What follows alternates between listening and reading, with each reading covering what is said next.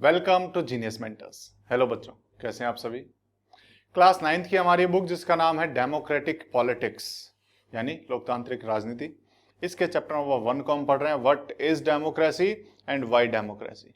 Democracy क्या है और डेमोक्रेसी क्यों सबसे अच्छी है, ये हम जानने की कोशिश कर रहे हैं। यहीं पर हम डेमोक्रेसी की कुछ विशेषताएं भी जानेंगे, इस लोकतंत्र की विशेषताएं क्या होती है ये भी जानेंगे। हमारा आज का लेक्चर नंबर 5 रहेगा। 4 लेक्चर्स जिसमें हमने बहुत सारी बातें सीखी।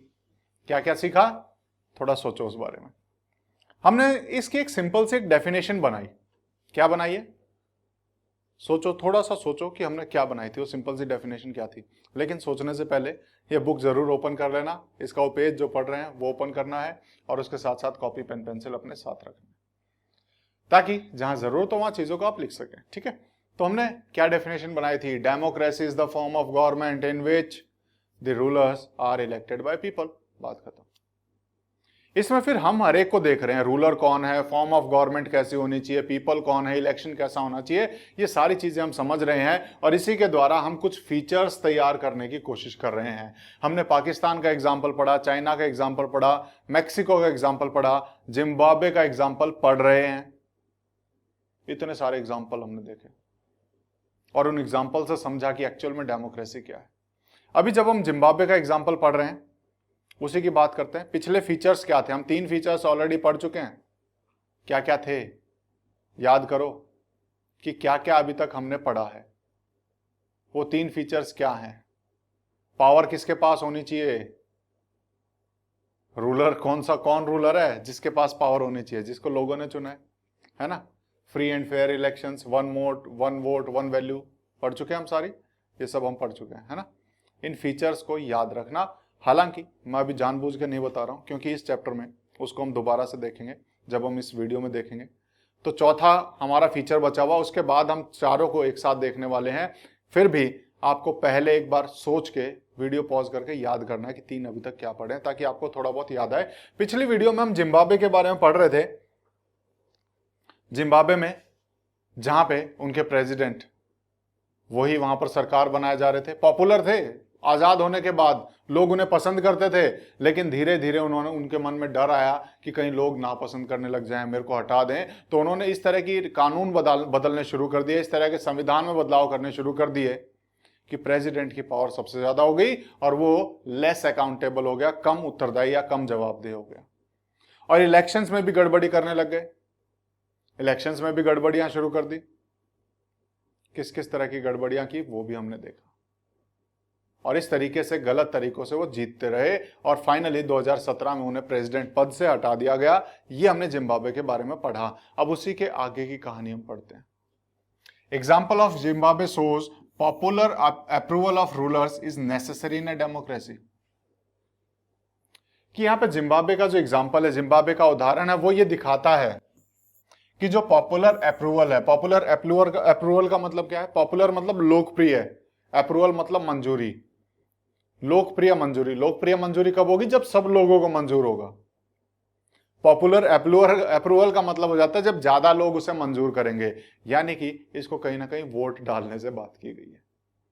हम वोट डाल के क्या कर रहे हैं, वोट डाल के अप्रूवल देते हैं नेताओं को नेता बनने की। किसी को भी हम चुनते हैं तो हम मंजूरी कौन देता है, उसको चुना जाने की हम देते हैं ना मंजूरी। कैसे, वोट डाल के।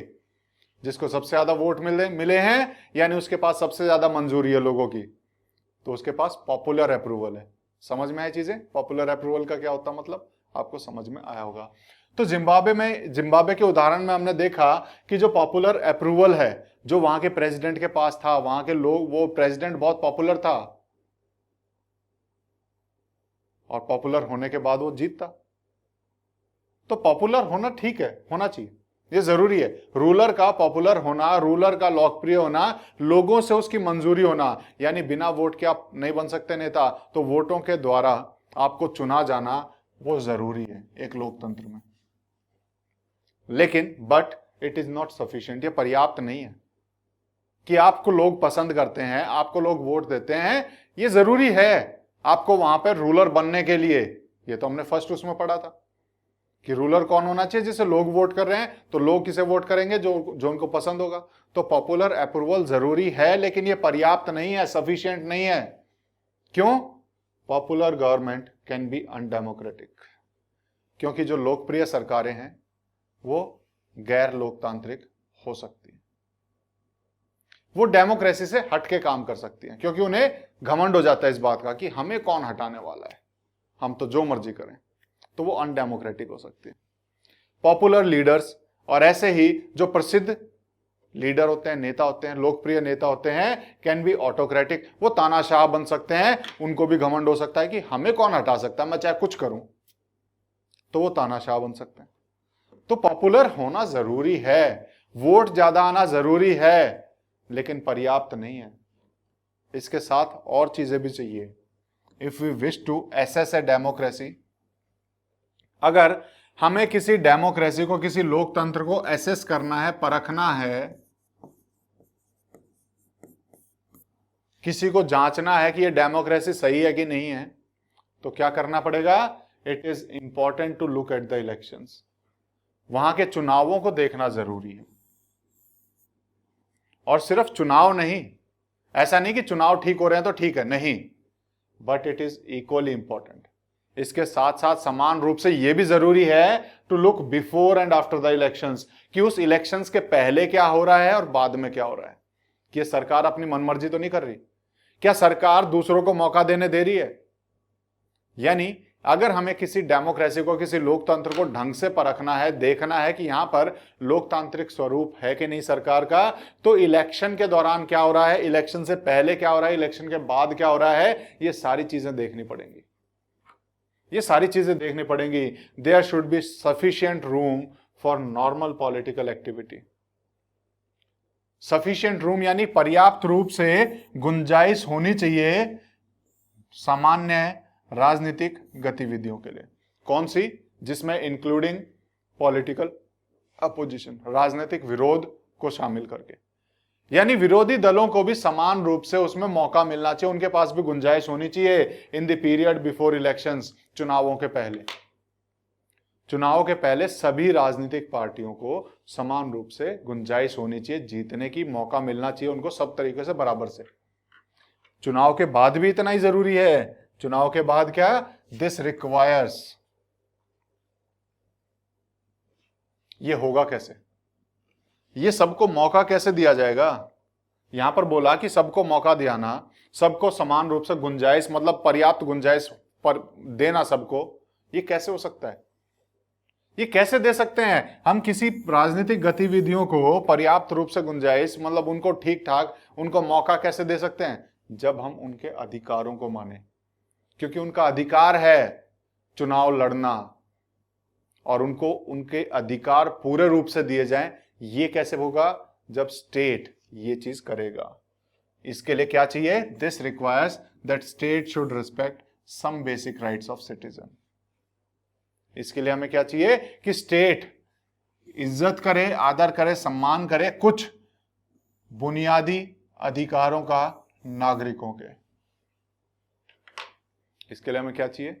कि राज्य, जो स्टेट है, वो स्टेट मतलब गवर्नमेंट यहां पर कहा जा रहा है, यहां पर स्टेट का मतलब हो जाता है गवर्नमेंट, ठीक है।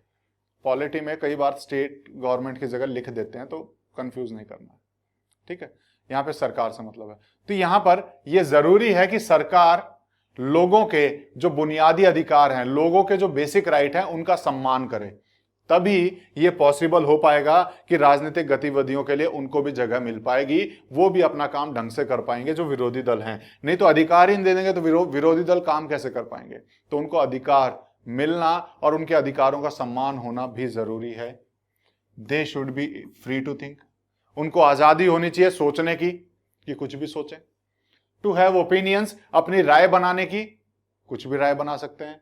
And to express these in public, और अपनी राय को, अपने सोच विचार को पब्लिक में व्यक्त करने की, एक्सप्रेस करने की भी आजादी होनी चाहिए, ताकि वो खुले ढंग से बात कर सकें, अपनी राय बता सकें कि मैं तो इस बारे में ये सोचता हूं, दूसरा बोलेगा मैं इस बारे में ये सोचता हूं, तो सब अपनी राय बताने के लिए आजाद हैं, सब अपनी सोचने के लिए, सोच पे उसको राय बनाने में या व्यक्त करने के लिए सब आजाद हैं। ये सबके अधिकार हैं। टू फॉर्म एसोसिएशन, संगठन बनाने का भी अधिकार है। टू प्रोटेस्ट, अधिकार विरोध करने के लिए भी, and take other political actions, और दूसरे राजनीतिक कार्य करने का भी अधिकार मिलना चाहिए। ये सब मिलना चाहिए, ये होना चाहिए।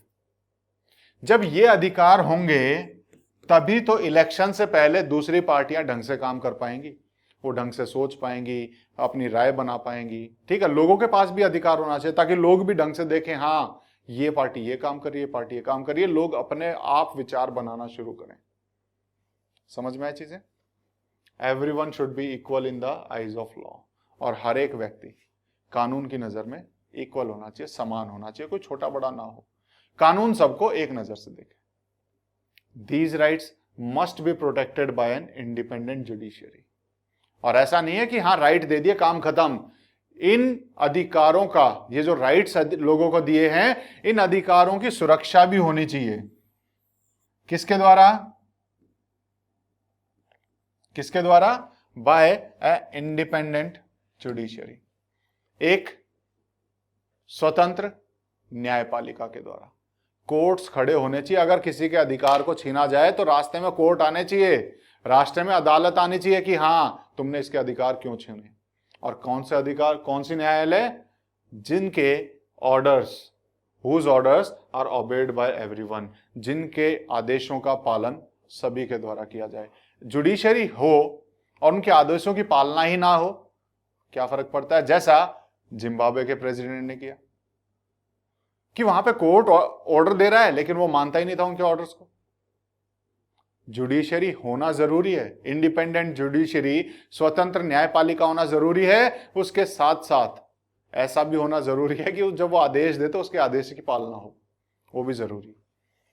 और जुडिशरी क्यों जरूरी है? अधिकारों की रक्षा के लिए। We shall read more about these in chapter 5। Chapter 5 में हम इसके बारे में और ज्यादा पढ़ेंगे, हमें और अच्छे से समझ में आएगा। ये एक हमारा इसी बात के ऊपर एक कार्टून हमारे सामने है। Chinese government blocked free flow of information on the internet by placing restriction on popular website like Google and Yahoo। Google और Yahoo जैसी, यहाँ पे Yahoo दिखाई दे रहा है, यहाँ Google दिखाई दे रहा है, यहाँ Cisco दिखाई दे रहा है। तो इन वेबसाइट, ये कार्टून में दिखाया गया है बेसिकली, इन वेबसाइट्स पे रोक लगाकर कहीं ना कहीं लोगों को जानकारी प्राप्त करने से रोका गया। लोग सोच कैसे पाएंगे जब तक उनके पास जानकारी नहीं होगी, है ना? तो लोगों के अधिकारों से कहीं ना कहीं खिलवाड़ हुआ। Image of tanks and an unarmed student remind of the reader of another major event in the recent Chinese history. हाल ही में चाइना में कुछ हुआ था, उसी की याद दिलाता है पढ़ने वालों को ये। ठीक है, 1979 में शायद या 1989 में वहां एक हत्याकांड हुआ था। जब इस तरीके से इंफॉर्मेशन पे रोक लगाई गई थी तो वहां के स्टूडेंट्स आ गए थे सड़कों पे कि हमें तो जानकारी चाहिए, हमारा अधिकार है, तुम कैसे रोक लगा सकते हो। वो जब सड़कों पे आए, उन्होंने वहां पर आंदोलन किए स्टूडेंट्स, चाइनीज सरकार ने टैंक ला ला के ऐसे उनको धोया, मतलब बहुत क्रूरता से उस आंदोलन को खत्म किया गया। तो गलत है कि सही है? गलत है। होना कैसा चाहिए? कैसा होना चाहिए? They should be free to think, to have opinions, to express these in public, to protest, to association, संगठन बनाना, विरोध करना, सोचना, विचारना, अपने भावों को व्यक्त करना, ये सब अधिकार होने चाहिए जो कि यहां पर रोके गए और उसी का यहां पर कार्टून लगाया गया है। डू नो एविल, की कुछ भी बुरा मत करो। इनके हिसाब से बुरा क्या है? जो ये सोच रहे हैं आराम से, है ना? तो ये बच्चों को कैसे टैंक के सामने रखा गया है, तो उसी क्या वो है, उसी इवेंट के बारे में यहाँ पे बता रहा है। तो सिमिलरली ये तो इलेक्शंस के पहले की बात हो गई कि इलेक्शंस के पहले तो सबके पास आजादी होनी चाहिए ना। कोई अगर इलेक्शन लड़ना चाहता है तो उसके पास आजादी होनी चाहिए, तो इस तरह की आजादी सबको मिलनी चाहिए। लेकिन इलेक्शन के बाद की भी कहानी हम पढ़ेंगे। सिमिलरली उसी तरीके से देयर आर सम कंडीशंस, कि ऐसी कुछ कंडीशंस, ऐसी कुछ स्थिति हैं that apply to the way a government is run after the elections, कि चुनावों के बाद सरकार कैसे चलाई जाए, किस तरीके से चलाई जाए। वो तरीके क्या हैं जो सरकार पे लागू हों, वो भी कुछ स्थिति ऐसी है। तो कुछ स्थिति ऐसी भी हैं। चुनाव से पहले तो बता दिया, चुनाव के दौरान क्या होना चाहिए वो भी बता दिया, चुनाव से पहले भी बता दिया कि निष्पक्ष होना चाहिए चुनाव, चुनाव से पहले कि सबको बराबर मौका मिलना चाहिए, चुनाव के बाद जो जीत चुका है उसको सरकार चलानी है, तो सरकार किस तरीके से चलाए। तो यहां पर कुछ ऐसी शर्तें हैं जो लागू होती हैं सरकार के ऊपर, जो भी इलेक्शन के बाद उस सरकार को चलाता है। क्या शर्तें हैं कि एक डेमोक्रेटिक गवर्नमेंट की जो लोकतांत्रिक सरकार है can not do what ever it likes. जो लोकतांत्रिक सरकार है कुछ भी ऐसा नहीं करती जो वो चाहे, ऐसा नहीं कि जो उसका मन आए वो कर ले, नहीं, उसे सीमा में रहकर, लिमिट में रहकर चीजें करनी पड़ती हैं। तो एक लोकतांत्रिक सरकार अपनी मर्जी से सब कुछ नहीं कर सकती है, मतलब अपनी मर्जी से सरकार नहीं चला सकती, नियमों के अनुसार चलाना पड़ता है। सिंपली बिकॉज, सिर्फ इसलिए अपनी मनमर्जी नहीं कर सकती क्योंकि वो इलेक्शन जीत के आई, हैज वॉन ए इलेक्शन। सिर्फ इसलिए कि उसने चुनाव जीत लिया और सरकार बन गई है तो उसकी मनमानी नहीं चलेगी, मनमानी नहीं कर सकती। It has to respect some basic rules. उसको कुछ आधारभूत, कुछ मूलभूत नियमों का सम्मान करना पड़ता है, उन नियमों के हिसाब से काम करना पड़ता है। कोई भी डेमोक्रेटिक सरकार है, नियमों के हिसाब से चलना पड़ता है। इन पर्टिकुलर अगर हम विशेष तौर पे देखें, it has to respect some guarantees to the minorities. Minorities को, अल्पसंख्यक जो होते हैं किसी भी समाज में, उनको कुछ गारंटी दी जाती है सरकारों के द्वारा, डेमोक्रेटिक सरकारों के द्वारा। क्या होती है गारंटी? क्योंकि सबसे ज्यादा खतरा अगर समाज में किसी को होता है वो होता है अल्पसंख्यकों को, जिनकी संख्या कम है, उनको किसी के भी द्वारा दबाया जा सकता है, तो उनको कुछ गारंटी दी जाती है। तो उन गारंटी का जो अल्पसंख्यकों को दी गई है, जो माइनॉरिटीज को दी गई है, उनका आदर होना चाहिए विशेष तौर पे, तो सरकार उनका आदर करे।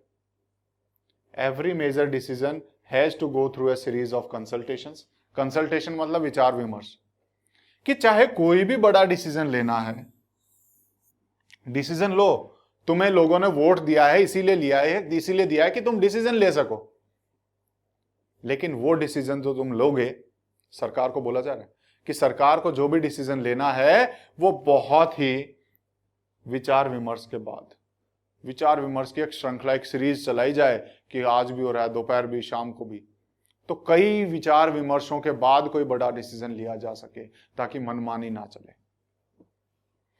एवरी ऑफिस बियरर, हर एक पदाधिकारी, ऑफिस बियरर मतलब जिसके जो उस ऑफिस में बैठता है, तो उस पद पे जो बैठा हुआ है, पद का जो अधिकारी है, तो हर एक पदाधिकारी, हर एक ऑफिस में जो ऑफिसर बैठा हुआ है, हैज सर्टेन राइट्स, उसके पास कुछ अधिकार हैं, एंड रिस्पॉन्सिबिलिटीज, उसके साथ साथ कुछ जिम्मेदारी भी है। जो भी पद अधिकारी है, जो उस पद पे बैठा हुआ है, उसके पास कुछ जहां अधिकार हैं वहां उसके पास जिम्मेदारी भी है, और ये अधिकार और जिम्मेदारी उसे कहां से मिलती हैं? Assigned by the constitution and the law, जो कि उसे दी जाती हैं कॉन्स्टिट्यूशन के द्वारा और कानूनों के द्वारा, संविधान के द्वारा और कानून के द्वारा। कोई भी पद है उसके पास उसके अधिकार होते हैं, उसकी जिम्मेदारी होती है, और वो अधिकार और जिम्मेदारी संविधान से उसे मिलती है कि तुम्हारा ये अधिकार है और तुम्हें ये सारे काम करने हैं, और इनको इन्हीं नियमों के तहत रह के काम करना पड़ता है। ऐसा नहीं है कि कुछ भी कर लेंगे। Each of these is accountable not only to the people, कि इनमें से हर एक जो भी ऑफिस में बैठा है, जो भी पदाधिकारी है, जो भी सरकार में है, हर एक इज अकाउंटेबल, वो उत्तरदायी है, वो जवाबदेह है, ना सिर्फ लोगों को but also to other independent officials. कुछ स्वतंत्र अधिकारी होते हैं, उनको भी जवाब देना पड़ता है। जैसे आज के टाइम पे अगर हम देखें सीबीआई, अगर कोई भ्रष्टाचार में पाया जाता है तो सीबीआई उससे पूछताछ करते तो जवाब देना पड़ता है, मांगते हैं जवाब। जैसे मीडिया, जब कुछ भी होता है तो मीडिया जवाब मांगती है, तो सिर्फ लोगों को जवाब नहीं देना, अलग अलग जो स्वतंत्र अधिकारी हैं उन्हें भी देना पड़ता है। जैसे हमारे यहां कैग होता है, कंट्रोलर एंड ऑडिटर जनरल, कुछ भी खर्चा करती है सरकार, उसके बाद उसको चेक करता है कि सरकार ने ढंग से खर्चा किया कि नहीं किया, और जहां पे भी गड़बड़ी मिलती है तो कैग जवाब मांगता है। तो सरकार अकाउंटेबल है, जवाबदेह है, लोगों को भी जवाब देना पड़ता है, और इन इंडिपेंडेंट यानी कि जो स्वतंत्र पदाधिकारी इनको भी, क्योंकि इनको बैठाया इसलिए जाता है कि कोई गड़बड़ ना करे, इनको भी जवाब देना पड़ता है। जो भी सरकार है या भी जो भी ऑफिस बियरर्स हैं यानी पदाधिकारी हैं, उन सबको जवाब देना पड़ता है, वो सब जवाबदेही में आते हैं। ठीक है, we shall read more about this in chapter 4, इसके बारे में हम चैप्टर 4 में पढ़ेंगे। बोथ ऑफ दीज एस्पेक्ट्स, ये दोनों पहलू, कि सरकार को कैसे काम करना है यानी अधिकारों को देखना है, लोगों के अधिकारों की रक्षा करनी है, लोगों के अधिकारों के हिसाब से काम करना है, और उसके बाद ये अकाउंटेबल भी हैं। ये दोनों ही पहलू give us the fourth and final feature of democracy. हमें हमारा चौथा और आखिरी विशेषता जो डेमोक्रेसी की है वो देते हैं ये सारे पहलू। क्या है? A democratic government rules within limits set by constitutional law and citizens right. क्या समझ में आया? कि एक जो डेमोक्रेटिक गवर्नमेंट है, जो लोकतांत्रिक सरकार है, रूल्स विद इन लिमिट्स, वो शासन करती है सीमा में रहकर, लिमिट्स में। एक लोकतांत्रिक सरकार को एक सीमा में बंध के काम करना पड़ता है, एक सीमित दायरे में काम करना पड़ता है, मनमानी नहीं चलती, कुछ सीमा में रह के काम करता है। और ये सीमा कैसे तय की जाती है कि कहां तक काम करे, कैसे काम करे, तो वो सेट की जाती है कॉन्स्टिट्यूशनल लॉ, संवैधानिक कानूनों के द्वारा, और लोगों के अधिकारों के द्वारा, नागरिकों के अधिकारों के द्वारा। यानी नागरिकों के अधिकार नहीं छीन सकते, उन्हें उनके अधिकार देना, उनका सम्मान करना है, ये एक लिमिट हो गई सरकार की कि उनके अधिकार बने रहने चाहिए। ठीक है, और दूसरा संवैधानिक कानून के द्वारा भी कुछ लिमिट की जाती है कि आपको ये काम करने, ये नहीं करने। समझ में आ गई चीजें? तो ये हमने कुछ यहां पर चौथी फीचर भी देखा। अब चारों फीचर को एक साथ देख लेते हैं, चारों फीचर को एक साथ देख लेते हैं। समरी डेफिनेशन, इस डेफिनेशन की समरी हम देख लेते हैं एक बार, जो हमने शुरू में डेफिनेशन बनाई थी। Let us sum up the discussion so far, कि अभी तक जो हमने चर्चा की उसको एक बार जोड़ लेते हैं, सम अप यानी कि एक साथ इकट्ठा कर लेते हैं। We started with a simple definition, हमने एक सिंपल सी डेफिनेशन से शुरुआत की। क्या डेफिनेशन थी? Democracy is a form of government in which the rulers are elected by the people.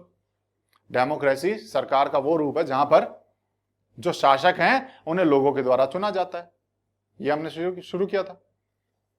We found the definition was not adequate, और हमने ये पाया कि सिर्फ ये डेफिनेशन ये पर्याप्त नहीं है, अनलेस, जब तक कि we explained some of keywords used in it, जब तक कि हम इसमें प्रयोग किए गए कुछ कीवर्ड्स को, कुछ महत्वपूर्ण शब्दों को एक्सप्लेन नहीं कर देते, वर्णित नहीं कर लेते, उन्हें समझ नहीं लेते, तब तक ये डेफिनेशन किसी काम की नहीं है। सिर्फ इसी डेफिनेशन से काम नहीं चलने वाला, हमें इसमें लिखे हुए शब्दों को, कुछ महत्वपूर्ण शब्दों को समझना पड़ेगा। कौन से महत्वपूर्ण शब्द थे? याद करो। सबसे पहला है फॉर्म ऑफ गवर्नमेंट, दूसरा है रूलर्स, तीसरा इलेक्शन, और चौथा पीपल। ये चार यहाँ पर मुख्य वर्ड हैं जिनको समझना जरूरी है, जिसके बिना हमें समझ में नहीं आएगा। यही कह के चले थे हम, शुरुआत यहीं से की थी हमने, through a series of examples. और हमने कई एग्जाम्पल से, कई उदाहरणों से we worked out 4 features of democracy. हमने डेमोक्रेसी के चार फीचर्स, 4 विशेषताएं देखी as a form of government, की सरकार के रूप में, डेमोक्रेसी की, लोकतांत्रिक सरकार के रूप में उसकी 4 विशेषताएं होनी चाहिए। ये हमने हल निकाला अभी कुछ एग्जाम्पल देख के। अकॉर्डिंगली, और उसी के अनुसार, democracy is a form of government. अब हम इसको अगर कंबाइन करें तो उसी के अनुसार डेमोक्रेसी सरकार का वो रूप है जिसमें, इन विच, ये 4 फीचर, सरकार का वो रूप है जिसमें क्या है? सबसे पहला क्या होना चाहिए? Rulers elected by the people take major decisions, कि वो शासक जो लोगों के द्वारा चुने गए हैं वो ही डिसीजन लें। पहला यही था, final decisions are to be taken by the rulers that are elected by people, है ना? तो पहला रूल ही हो गया। दूसरा, इलेक्शन ऑफर अ चॉइस, कि जो इलेक्शन है वो उसमें ऐसा होना चाहिए कि जिसमें लोगों के पास चॉइस हो, इसको चुने या इसको चुने, and a fair opportunity to people to change the current rulers, और लोगों के पास ये एक उचित अवसर होना चाहिए कि जहां पर लोग, जो करंट रूलर हैं, उन्हें चाहे तो बदल सके, अगर इच्छा हो तो उन्हें भी बदलना चाहे तो बदल सकते हैं। तो यानी करंट रूलर इसमें कोई दबाव वगैरह ना बनाए, ऐसा होना चाहिए। उसके बाद हमने पढ़ा कि ये ऐसी गवर्नमेंट है जिसमें दिस चॉइस एंड अपॉर्चुनिटी, कौन सी चॉइस, ये चॉइस, किसी को भी चुनने की चॉइस, और अपॉर्चुनिटी, और जो लोगों के पास जो अवसर है, सरकार को हटाने का जो अवसर है, ये चॉइस और opportunity is available to all the people. ये चॉइस और अपॉर्चुनिटी का मतलब क्या है कि ये जो वोट डालने का अधिकार है, उसी से तो चॉइस मिलती है। ये जो वोट डालने का अधिकार है ये सभी लोगों को मिले, available to all the people on equal basis, समान रूप से मिले। ऐसा ना हो किसी के वोट की वैल्यू ज्यादा हो, सभी लोगों को मिले, समान रूप से मिले, वन वोट वन वैल्यू हो। ठीक है, तो one vote one people one value होनी चाहिए, सब लोगों को समान रूप से मिलनी चाहिए। Adult franchise, universal adult franchise की बात चल रही है। और उसके बाद एक्सरसाइज ऑफ दिस चॉइस, जब ये चुन लिया, किसी को हमने वोट डाल दिया, वोट डालने के बाद क्या होता है, लीड्स टू अ गवर्नमेंट, वो एक सरकार बनती है। और वो सरकार कैसी होनी चाहिए, limited by basic rules of constitution and citizens right. वो सरकार सीमित होनी चाहिए, किसके द्वारा, वो सीमित होनी चाहिए संविधान में लिखे गए नियमों के द्वारा और लोगों के अधिकारों द्वारा। यानी कि वो इस हद में रह के काम करे कि लोगों के अधिकार ना छीने जाएं और संविधान के नियमों का पालन होता रहे, ऐसी सरकार होनी चाहिए। तो ये चार थे, अब हम इन चारों को अच्छे से समझ पाए, इकट्ठे हो गए थे यार चारों, समझ में आ गया। फिर भी कोई डाउट हो आप हमें लिख के बता सकते हैं ना। चलो यहां तक हमने समझा। अब एक एक्सरसाइज इसको और अच्छे से समझने के लिए हम कर लेते हैं, क्या लिखा है यहां पर एक बार देख लेते हैं। Read this 5 examples of working और डिनायल ऑफ डेमोक्रेसी। ये 5 एग्जांपल हमारे सामने दिए हुए हैं जहां पर एक डेमोक्रेसी के काम करने का तरीका या फिर उससे वंचित रखने का तरीका बताया गया है। Match is of the following with the relevant feature of democracy discussed above, और इसको हमें उस विशेषता के साथ मैच करना है जो उससे मैच करती हो। ठीक है, हम पढ़ेंगे समझ में आ जाएगा। पहला, king of Bhutan has declared that in future he will be guided by the advice given to him by the elected representative। कि भूटान के जो राजा हैं, भूटान के जो राजा हैं, उन्होंने बोला है कि आज से मैं उसी अनुसार काम करूंगा जो भी मुझे सलाह दी जाएगी, किसके द्वारा, लोगों द्वारा चुने हुए प्रतिनिधियों के द्वारा।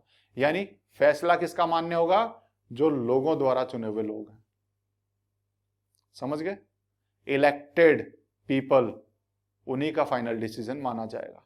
समझ में आ गई, उसी के अनुसार प्रेसिडेंट भी काम करेगा। तो यहां पे अगर हम देखें कहीं दिखाई दे रहा है तो major decision taken by elected leaders, तो इसको मैं इससे जोड़ सकता हूं, बिल्कुल जोड़ सकता हूं। अगला देख लेते हैं, many Tamil workers who migrated from India were not given a right to vote in Sri Lanka. India से कुछ तमिल वर्कर्स थे, तमिल मजदूर थे, वो श्रीलंका चले गए, वहां पर उन्हें राइट टू वोट नहीं दिया गया। तो राइट टू वोट तो हमारा अधिकार है, क्या है, one person one vote one value, पढ़ा था हमने, तो हम यहां पर देखेंगे, ये इससे जोड़ सकते हैं। अगला, the king imposed a ban on political gathering demonstration and rallies. वहां पर जो राजा है उसने प्रतिबंध लगा दिया कि कोई भी राजनीतिक रूप से इकट्ठा नहीं होगा, कोई भी प्रदर्शन नहीं करेगा, किसी तरह की रैली नहीं निकाली जाएगी। मतलब लोगों का अधिकार है रैलियां निकालना, लोगों का अधिकार है विरोध करना, लेकिन सरकार ने बंद कर दिया, तो लोगों के अधिकारों के ऊपर चोट पहुंचाई। तो यहां पे लोगों के अधिकारों के ऊपर कहां पर है, रेस्पेक्ट फॉर राइट्स, समझ गए। अगला, Indian supreme court held that the dissolution of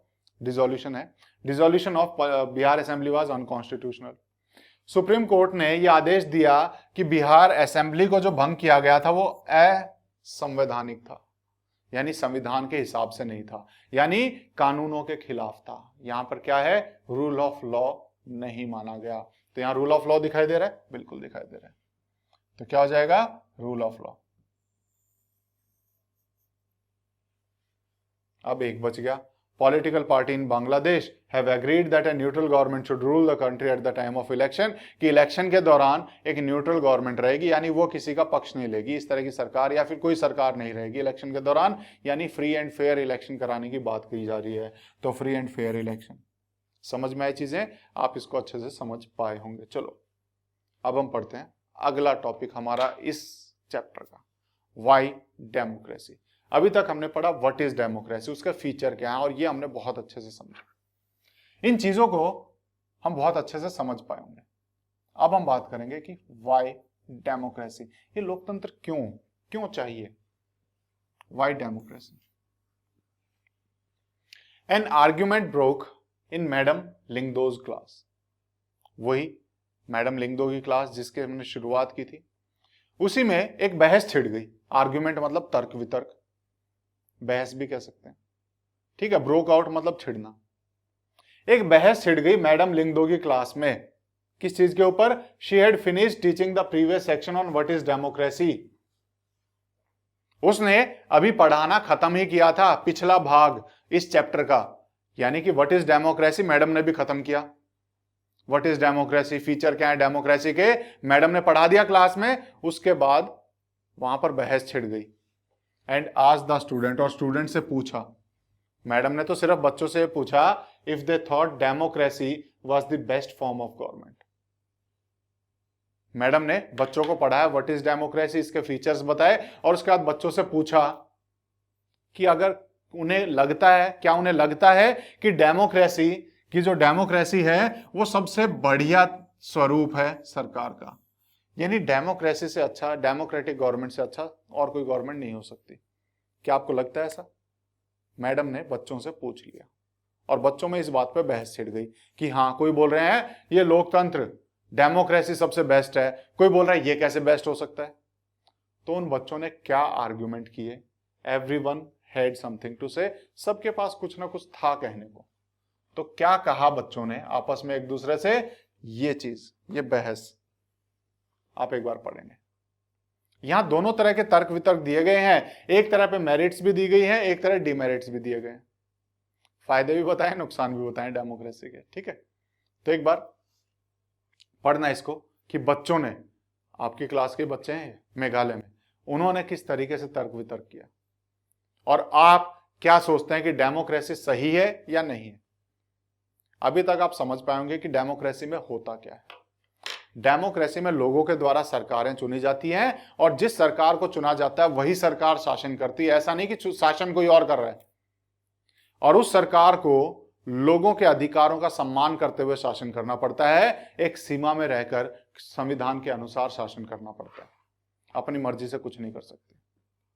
समझ में आई चीजें? यहां तक समझ में आई डेमोक्रेसी में क्या होता है। और इसी डेमोक्रेसी में सभी लोगों को समान अधिकार मिलते हैं, कानून के ऊपर कोई नहीं होता, कानून का शासन चलता है।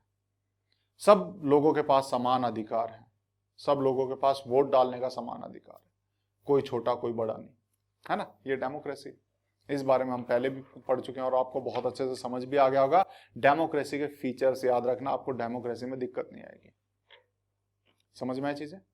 अब जब वो सेक्शन पढ़ लिया, what is democracy, features of democracy पढ़ चुके हैं, मैडम लिंगदो ने भी अपनी क्लास में पढ़ा दिया है, वहां के बच्चे बड़े होशियार, आपकी तरह, उनके मन में भी बहुत सारे सवाल आते हैं। उनके मन में भी कई लोगों ने सोचा हाँ इससे अच्छा क्या हो सकता है, कई बोल रहे नहीं इसमें किया ही क्या है ना। तो किस बच्चे ने क्या विचार रखे, ये आप सबको पढ़ना है। ये आपका होमवर्क है कि किस बच्चे ने किस तरीके से बातें की। तो आगे के, एक तो मेरिट्स वाला, एक डिमेरिट्स वाला, दोनों ही आपको पढ़ के आना है नेक्स्ट क्लास में। ये आपका होमवर्क रहेगा। आज की क्लास को हम इतना ही रखेंगे, क्योंकि शुरू करूंगा पूरा खत्म हो नहीं पाएगा, बीच में छोड़ने का कोई फायदा नहीं है, ठीक है। तो हम नेक्स्ट क्लास में से लेंगे। तब तक के लिए thank you, take care, bye.